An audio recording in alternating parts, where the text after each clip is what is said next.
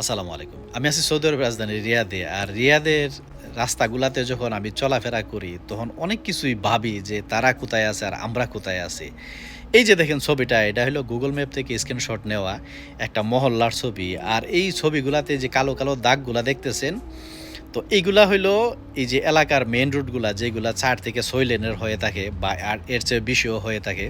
এই দেখেন লাইনগুলা একদম স্ট্রেট, রাস্তাগুলা যেগুলা দেখছেন একদম সোজা এবং এর পাশে যেই বাড়িঘরগুলা দেখতেছেন দেখেন একদম সুসজ্জিতভাবে এই বাড়িঘরগুলা। তো আমি যদি এই ছবিটা দেখাই, এই যে ছবিটার মধ্যে দেখতেছেন এটা জুম করা কয়েকটা বাড়ির ছবি। এই প্রতি ২ টা বাড়ির পিছন সাইড একসাথে এবং প্রত্যেকটা বাড়ির সামনে দিয়া দেখেন রাস্তা আছে, প্রশস্ত রাস্তা যেটার মধ্যে ২ টা গাড়ি পার্কিং করার পরেও ২ টা গাড়ি ক্রসিং করতে পারে, এরকম রাস্তা। এবং এই ১৫ থেকে ২০ টা বাড়ি মিলায়ে, মিলায়ে একটা ব্লক এবং একটা ব্লক পরে আবার আরেকটা রাস্তা আছে যাতে এক মহল্লা থেকে অন্য মহল্লায় যেতে সময় বেশি না নেয়।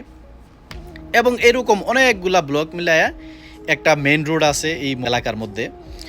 তো এইটা হলো সৌদি আরবের রাজধানীর বর্তমান অবস্থা। এখন আমাদের দেশের কথা বলি যে আমাদের দেশে কিন্তু নতুন, নতুন কিছু যে আবাসিক এলাকা হইতেছে এগুলাতে হয়তো ওইরকম সিস্টেম হইতেছে। কিন্তু আমাদের সার্বিক পরিস্থিতির কথা যদি বলি এবং পুরাতন যেই শহরগুলার কথা যদি প্রত্যেকটা শহর দেখেন বসবাসের অনুপযোগী হয়ে যাইতেছে। যেমন ধরেন আমাদের ব্রাহ্মণবাড়িয়ার কথা যদি বলি, ব্রাহ্মণবাড়িয়া শহরটার মধ্যে দুঃখের বিষয় হলো একটা ভালো মানের রাস্তা নাই। এই শহরটার মধ্যে স্বাচ্ছন্দ্যে চলার মতন একটা ভালো রাস্তা নাই।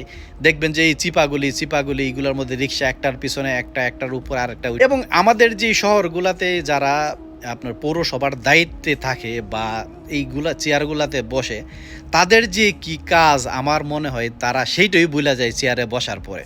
শহরগুলোর মধ্যে যে বিল্ডিংগুলো আছে তারা কিন্তু পৌরসভার বিভিন্ন রকমের ট্যাক্স ভ্যাট এটা সেটা দিতেছে, কিন্তু তারা শহর থেকে কি সুবিধা পাইতেছে এটা আমি দেখি না কোনো কিছু সুযোগ সুবিধা পায় কিনা।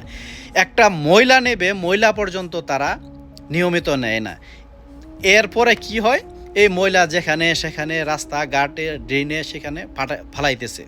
তো তারা যদি নিয়ম মাইনা যদি সব কিছু করতো তাহলে এই সাধারণ জনগণের এত ভোগান্তি হতো না। এবং প্রত্যেকটা রাস্তা দেখেন এমনিই তো চিপাগুলি, এরপরে রাস্তাটা করার পরে এই ৬ মাস যায় না এই রাস্তা নষ্ট হয়ে যায়। তার প্রধান কারণ কি, এই যে আমাদের ড্রেনেজ ব্যবস্থা ভালো না। তো ড্রেনেজ ব্যবস্থা আমার মতে একটা এলাকার অন্য কোনো উন্নয়ন না করে ভালো ড্রেনেজ ব্যবস্থা করার দরকার। এই ড্রেনেজ ব্যবস্থার কারণে প্রত্যেকটা রাস্তা ক্ষতিগ্রস্ত হয়। এবং দেখেন তারা এমনি তো রাস্তার সংস্কার করে না, তারপরে ৪-৫ বছর পরে একটা মহল্লা রাস্তায় ঠিক করার জন্য দেখবেন যে ১ ফিট থেকে ১.৫ ফিট উঁচা করে দিয়ে গেছে। তো উঁচা করলে কি আর পানি উঠবে না? ড্রেনগুলোর মধ্যে কিছু ইট লাগে, রাস্তাগুলো উঁচা করে দিয়ে গেছে। আপনি যে উঁচা করে দিয়ে গেলেন, আশেপাশে যে মানুষে কোটি কোটি টাকা খরচ করে একটা বিল্ডিং করছে, আজকে থেকে ১০ বছর আগে ১৫ বছর আগে যারা বিল্ডিং করছে থেকে ৪ ফুট উঁচা করে, তাদের বিল্ডিং এখন দেখা যায় রাস্তার নিচে হালকা বৃষ্টি হলে তাদের বিল্ডিংয়ের ভিতরে যায় পানি ওঠে। তো রাস্তা উঁচা করাটা আসলে কোনো সমাধান না। এই শহরটার ভিতরে অনেকগুলা খাল আছে এবং শহরের পাশ দিয়ে একটা নদী গেছে।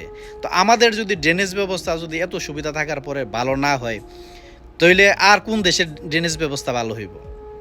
ইচ্ছা করলে কিন্তু ভালো কোনো ড্রেনেজ ব্যবস্থা করলে এই শহরটার ভিতরে এত সমস্যা থাকে না। কিন্তু তারা তো আসে শুধু লুটপাট করার জন্য, চুরির দান্দা করার জন্য। পুরা বিশ্বের দিকে যদি থাকান, উন্নত বিশ্বগুলা কত সুন্দর করে তাদের যে আবাসিক এলাকা বা মানুষ বসবাস যেই জায়গাগুলো করে কত রকম সুবিধা পাইতেছে। আর আমরা আজকের থেকে মনে হয় যে ১০০ বছর পিছনে পেছায় আছি।